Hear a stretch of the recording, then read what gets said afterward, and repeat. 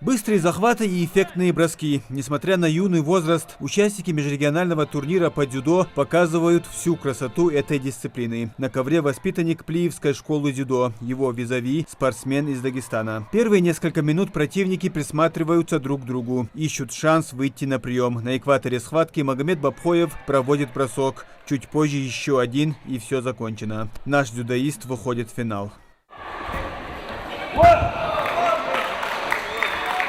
قصواتك أستغنى بيرسواتك إكوناقة إيشورس قشطو يار بيرسوات второй схватка أحتبانتس إيشورس أتريت схватка اشتلقون دارق بدورة عميوت سرسوك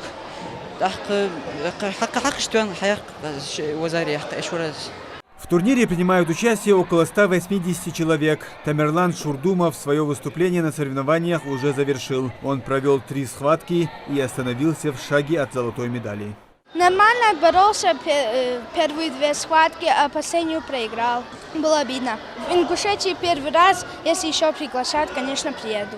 Турнир в этом году получил статус межрегионального. В республику показать свои школы борьбы приехали дзюдоисты из Дагестана и Кабардино-Балкарии. Их достойно и гостеприимно встретили вне татами, а вот на нем оказали сопротивление. С выходом на схватку здесь любезности заканчиваются.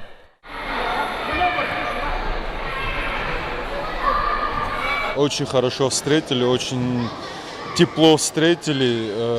Организационные моменты, хочу подчеркнуть, очень все хорошо. Ребята отборолись, кто хорошо, от кого ожидали, где-то и проиграли.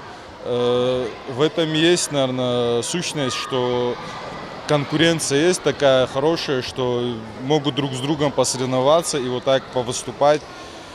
И из судейства хочу подчеркнуть, что очень справедливое судейство идет. Турнир по дзюдо памяти первого героя России Сулумбека Асканова проводится в 7-й раз. Представители школ этого вида спорта ежегодно собираются на этом татами, чтобы оспорить статус лучшего. Сегодня мы решили придать этому турниру новый статус. Пригласили наших соседних республик команд и организовали такой межрегиональный турнир. Здесь возможности порядка ограниченные, поэтому мы не смогли пригласить всех желающих. А так, в следующем году мы обязательно постараемся более шире, более ярче организовать турнир, чтобы еще больше участников могли поприсутствовать. В турнире принимают участие как юноши, так и совсем маленькие спортсмены. Всего разыграют 27 комплектов медалей. Всех победителей турнира наградят вот такими кубками. Ну а тех, кто занял 2-е и 3-е места, ждут грамоты и медали. Но без сомнения, самое важное, что приобретают дети на таких турнирах, это бесценный опыт. Муслим Ганиев, Акрамат Дасхоев, Магаз 24.